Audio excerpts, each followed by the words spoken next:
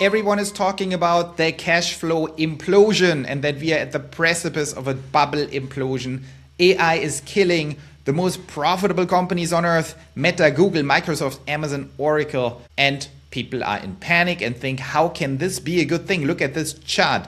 They think this is terrible. These companies used to have giant free cash flow, and now look at the red line because they're spending $1 trillion or hundreds of billions on new data centers. They're destroying their cash flow. And isn't that madness? Isn't that crazy? In this video, we have to discuss why it's absolutely not crazy and why this is the absolute wrong metric to look at and how we actually think about this from a financial and valuation perspective. So the debate on X is all over the place, and smart people like Chamath, for example, chip in and say stuff no one understands. At a very high level, free cash flow equals operating cash flow minus Capex. The hyperscalers are deep into an investment cycle, so they are consuming their operating cash flow.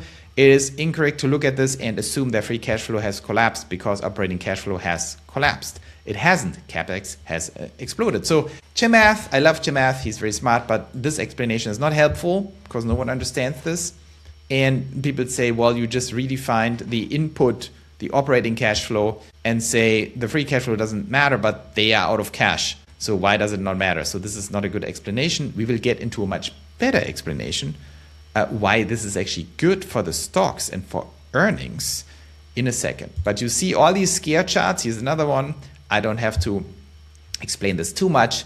But here, forward free cash flow 2026 projected, and you see how this is just absolutely going down. Not because these companies have lower operating cash flow, not because of their businesses not being profitable. They are incredibly profitable. They're getting incredible amounts of dollars in cash through the door. They just spend it on data centers and then it's gone. Poof. Okay, why does this not matter? I put something together for you guys to just get this out of the way once and for all, because this is just not smart. This whole discussion, it's completely off, and we will now look into exactly why. So let's look into why. Here I put this together and I used AWS as our reference point, and I will very quickly guide you through why this is all extremely good from a stock perspective and what the one point could be that makes it bad, and why I think this point we can ignore.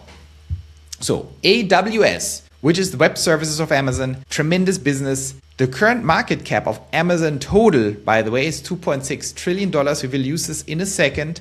But first, let's go into the AWS attributable 2027 Capex isolated. So this is forward looking for next year. What is the plan? Total Amazon Capex is $260 billion, right? Which is pretty enormous.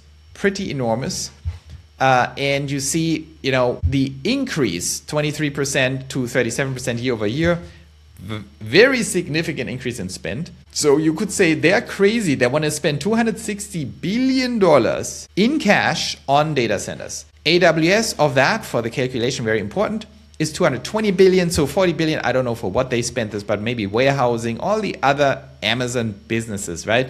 So AWS, the actual data centers, $220 billion. That is the crazy criticism. Is it smart for Amazon to spend all that money and drop their cash? Now we have to, I explain in a second why, we have to now make a distinction between short-lived assets of $154 billion. So they will buy stuff, Capex, they will expend money for $150 billion roughly for GPUs, general compute, accelerators, and networking, okay? For the actual data center, or at least for the core compute in the data center.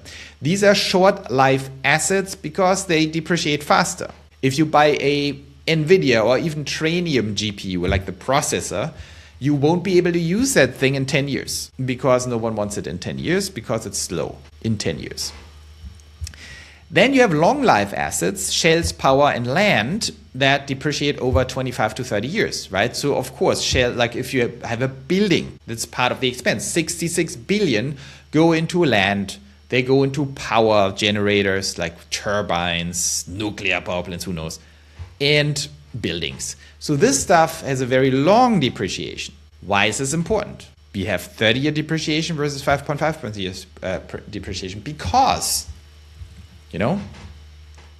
This is the number I want to steer your attention to. The whole point of this little video is to explain to people the difference between free cash flow, which is operating cash flow, minus Capex. It's like the cash that's coming into your business, including all cash sources, and the cash you expend.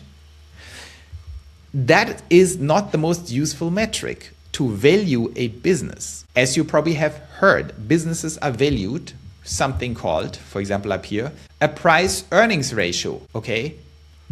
Price means the market cap. Earnings means the actual earnings, EBIT, earnings before interest and taxes, for example, right?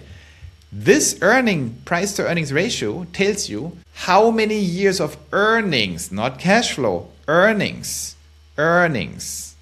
okay, business earnings, does it need to pay for my company value? So if a company is worth, let's say $1 million and it has a price earnings ratio of 10, it means that if nothing changes, of course, that within 10 years, the money this business makes you in the sense of earnings, accounting earnings, in 10 years, you pay for the whole business. You spend $1 million and after 10 years, you will have made $1 million in profit. And then after 10 years, everything you make from there is on top of what you paid. That is why the PE ratio is very helpful, right? The PE ratio of 29 for Amazon implies that if nothing would change, which is of course totally not true because it grows, but if they would be frozen after 29 years, you pay 2.6 trillion to buy all of Amazon and it takes you 29 years to make your money back in earnings. Okay, now how are earnings actually computed and why is this so important?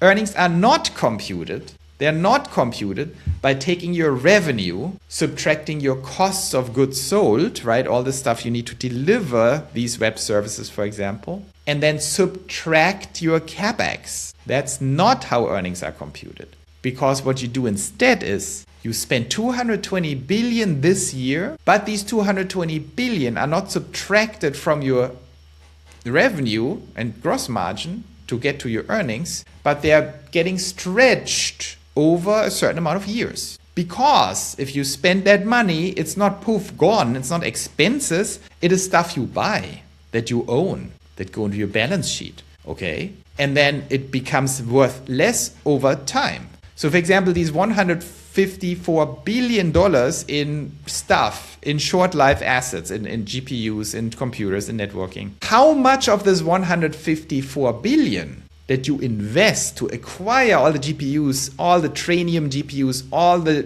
NVDA GPUs, how much of that do you spend? That's the big question, okay? I'm just trying to explain this. How much of that do you actually expend, so it's poof, it's gone this year? And there is an answer in accounting. You are spending 1/5 roughly. That is poof, gone, it's gone. The other 4/5 are not gone. They're still there for next year and the year after and the year after, because you will lose 100% of your 145 billion spent over 5.5 years. That's the assumption, okay? That's actually not true, but that's what we assume in accounting. You say, well, you're buying this big chunk of GPUs and servers and after 5.5 years, it's poof, it's all gone. It's poof, gone. It was an expense. But it's not an expense in year one. In year one, 1/5 is an expense. It loses its value. Does that make sense? Imagine you buy a car. Is that an expense? It's not an expense. It's an investment. But a certain percentage, let's say for a car, I don't even know, maybe 1/7 of the car or 1/10 is an expense in year one because poof, the value is gone. But 6/7 of the car are still there. So they're not an expense. And then next year you detract the next piece. This is actually very smart when you think about it. Hey, on this channel, we do something very important. We deeply analyze, understand, and predict capital, AGI, and politics. Not just to beat the markets and make a lot of money, even though that's important, but also to build a new society and make the future good for all of us, the pioneers. If you want to help me on this journey, you can do that by doing a very simple thing. Like and subscribe. It helps me a lot. Thank you so much for your support. And let's get back to the video. And so that means, let's get to the point. It means if they spend 220 billion and you do the math on short life and long life assets and stretch them over 5 years and over 30 years, that effectively Amazon is not spending 220 billion to get to this incremental revenue next year. It's spending only 30 billion, right? If you do the math. Only 30 billion are being spent on generating this revenue. And now here's the interesting thing. If you do the total math, the incremental revenue, and this is computed through a bunch of metrics that we have, it's not super accurate, but by spending 220 billion, they make incremental revenue at full utilization of $88 billion a year. So you spend $220 billion that year, and you make incremental revenue of $88 billion every single year for the next 6 years or something of that. Okay, isn't that interesting? So you take the 220 billion and you make 88 billion in 2027. This is crude because you might not have full utilization. Who cares? In 2028. And that means your 220 billion of Capex make you $88 billion in actual revenue. And we know that revenue has a very high gross margin. Okay. And that means even after subtracting the 30 billion that the actual expenses are from the Capex, the 30 billion that actually you have to detract as true expenses, as value lost from the Capex, you still get to $29 billion in incremental earnings. And that's what I want you to really let sink in and understand. Now we have the key math. 220 billion in additional incremental capital expenditure in 2027 for AWS makes an estimated $30 billion in incremental earnings after depreciation. Pure earnings. Okay, so the 220 billion buy you 30 billion in annual EBIT addition. And so maybe you say, oh, what does it mean? What does it mean, Joe? Well, it means, if you do the math, very simple math, right? That you are on track of adding a lot of value here. Because when you think, and this is, you have to understand, it's not like you take, 6 years times 29 billion times 30 billion, that's only 180 billion. Joe, they're spending 220 billion to make 180 billion? No. That is already considering after subtracting the depreciation, okay? You already subtracted this whole thing. So this is after the depreciation. This is pure profit. And now you can do something very interesting, right? If you do the math on this, and I did the math for you, let me highlight this. If you do the math on this, it's a little recursive, but whatever, it's roughly true what I'm saying here. The 220 billion you're spending make you immediately next year, when you spend it, or latest the year after, 29 billion in real EBIT. And 29 billion in real EBIT, if you multiply it with the PE ratio of Amazon, because that's how the market values profit for Amazon right now. For every dollar profit that Amazon adds right now, the market pays $30 or $29 in stock appreciation. So what did Amazon do here? Amazon saw that and they're taking 220 billion Capex and they're converting that into 690 billion in appreciation in market cap. Now that's a little crude because it might be already priced in, so 29 is a little high, blah, blah, blah, but roughly that is true. That is the decision the CFO of Amazon actually has to make. The Amazon CFO does the math and basically says, if I spend 220 billion, I'm adding to my stock 600 plus billion in value. And that means if I would finance, for example, if I would finance that Capex with equity and not with debt, they also have cash, but let's say they would issue new stocks. They would basically sell stocks, and now comes the magic math. They're selling stocks worth $220 billion to raise $220 billion, but would within 12 months, well, whatever, within 24 months, would get paid back in market cap appreciation, 690 billion. Okay, let that sink in. You're selling shares to raise 220 billion, and in return, your stock value goes up 690 billion. So this is a net gain of $470 billion, poof, out of nowhere.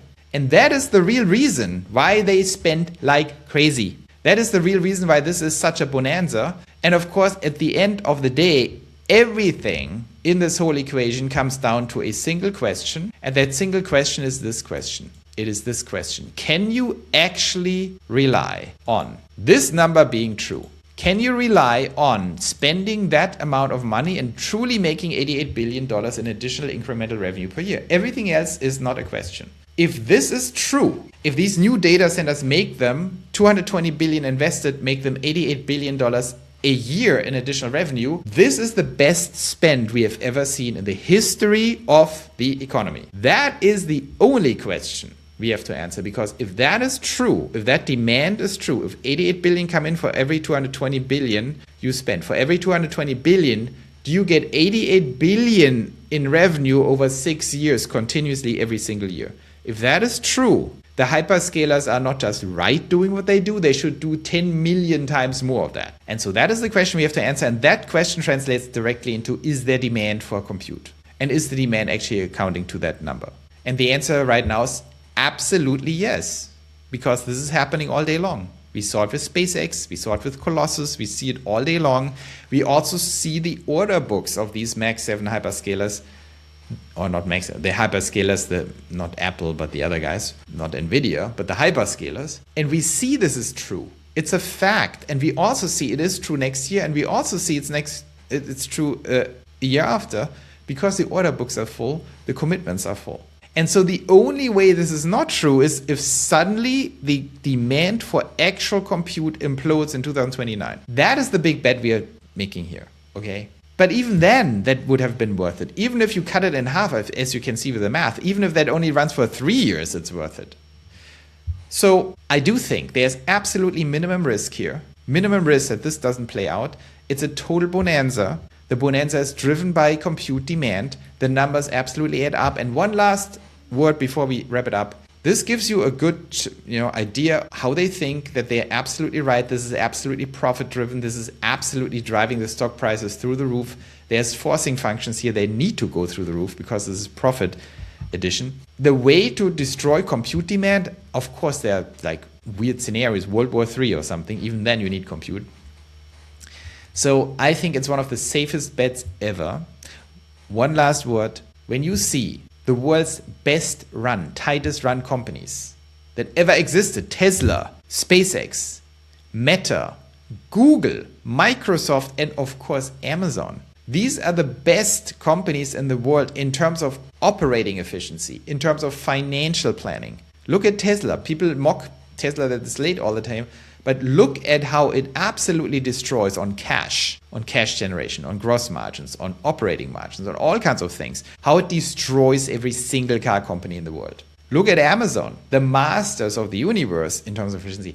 When these people spend like crazy, you can be guaranteed it's not a bubble. Because these are the most disciplined and efficient finance departments on the planet. And when they spend this, you can be sure there is absolute minimum risk and maximum profit. And this shows you why. So I hope that was helpful. And now you understand why these charts here make absolutely no sense. I mean, the charts are true, but while the perspective makes no sense, here's another one. Looking at free cash flow is a beginner mistake.